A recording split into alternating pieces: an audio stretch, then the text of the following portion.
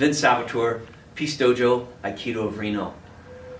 Movement meaning morals.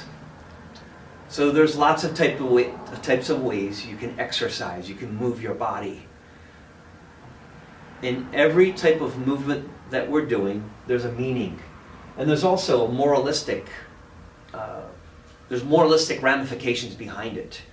Generally what we're doing is you're trying to stop violence, you're trying to de-escalate things, you're trying to move dynamically in a way that's very fluid, circular, wave-like sometimes, and the intention has a meaning. And the moral is, don't damage other people, even though you're in conflict.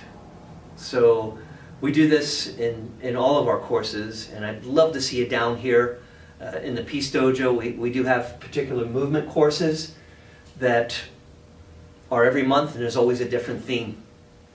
If not you, maybe a family member or a friend.